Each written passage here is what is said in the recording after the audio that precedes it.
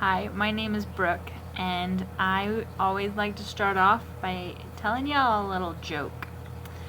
A new teacher, trying to make use of her psychology classes, started off her class by saying, "Everyone who thinks you're stupid, stand up."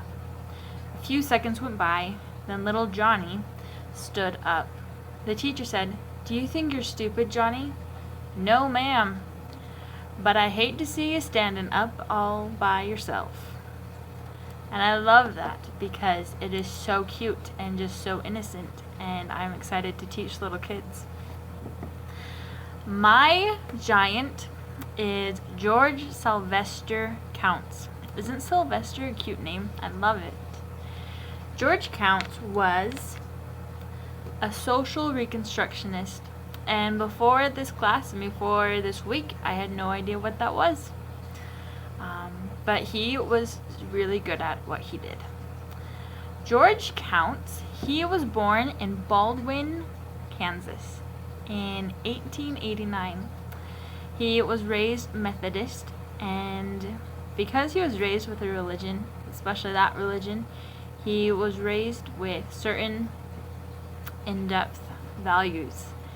And some of them were goodwill to all men, to have a moral duty to do your best in the community. Because he did that, that really influenced his views on what education should be. George Counts, he went to the local university. It was called Baker's University, and he got the Bachelor's of Arts from there. He became a principal, a math and science teacher, and also an athletics coach. So he was well-rounded. He had lots of aspects that he needed to be aware of. After a few years of doing that, he went to Chicago University. That's actually why I picked him, because he went to Chicago, and I served my mission in Chicago. So we're pretty much just best friends already. He went into education there with a minor in sociology, which for the time was really unheard of. Most of the educators went into psychology, but because he went into sociology, it really affected his views on education and how it could affect society and change it. He retired in 1956, but still after he retired, he continued to have he was a special guest teacher sometimes. And then he died in 1974.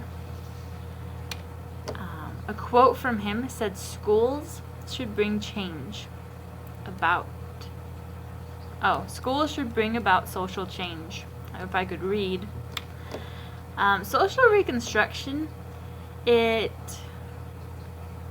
was right after progressive education, so it really had some of the same attributes of that. So there's hands-on learning was a huge key, problem solving and critical thinking, social responsibility and democracy, lifelong learning, which is my personal favorite, and learning about social events and changing society. I really love that. I love social reconstruction because it shows that if students believe they can make a difference, they will make a difference. Whether how great or how small, they will have the mindset that they can do great things. In my personal life, because I was homeschooled, I haven't seen that in a public school setting. But because my mom was well aware that we needed to know what was going on in the world and in our own country, that made me a better citizen now as an adult. That made me want to go and research the things that are on the news, go find out more. And it really starts as the teacher and the influences that these kids have. It was really cool. I read a paper earlier this semester about a teacher, and in a matter of 20 minutes, this teacher changed the students. She had them disregard their parents, not believe in God, disregard the Constitution. Everything the students held a firm belief in, the students were able to be led away from that. And it just shows how much a teacher has on the students. For social reconstruction, teachers can really shape the students' minds and views on so many things. And that's why it's important for us, and why George Counts really stressed social education or social reconstruction, was because we as individuals make a huge difference together.